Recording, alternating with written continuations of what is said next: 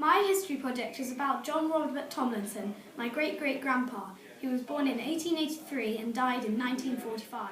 He married Frances Jane Nicholson in 1907 and had 3 children, Marjorie, Kenneth and Lily. John was a plumber but served for World War I from 1916 to 1919. He was wounded in the knee at Passchendaele and then served as a bomb instructor for the Royal Yorkshire Light Infantry. So, could you talk about the photo first? You want me to show the photo? Yeah.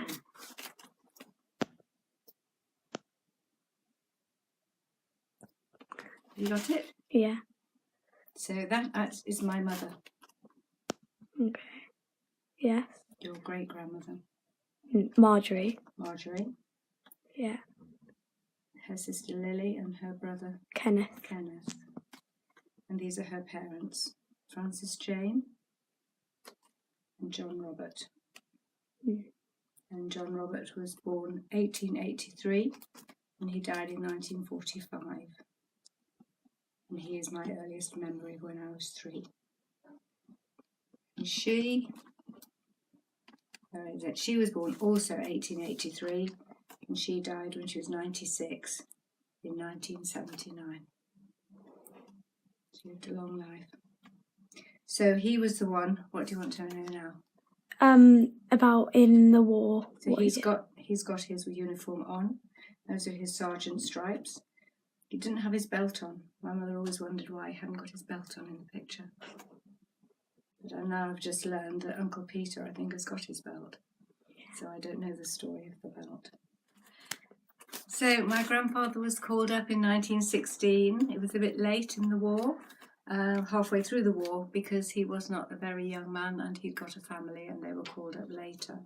And here is his calling up paper.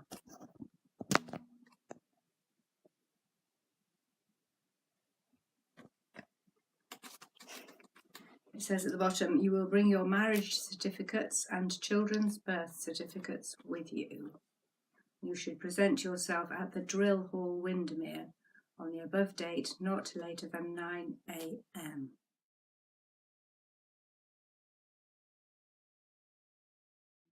Back to World War I.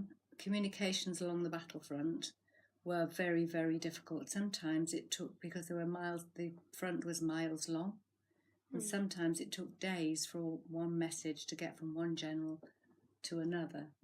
So if one part was doing well and another part was doing badly, they weren't able to help each other because they couldn't always get the messages. Occasionally there were telephone lines, but not very often, and the communication was extremely hard.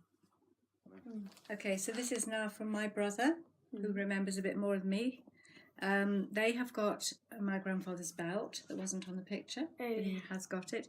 He's also got a Union Jack, which was flown during World War I. He was injured in the knee, and he was injured badly enough to be sent home. Quite often they were treated there, but the worst cases were sent home. When they were sent home, to show that they were, and they were getting better, to show that they were soldiers, but they weren't on active service, they were issued with a blue uniform. I didn't know that. So he had a blue uniform for while he was recovering. And after that, he didn't go back to France. He went to Catterick, where he taught other soldiers how to deal with disposing bombs, defusing bombs and shells and things like that. So he became a teacher. I think that's it.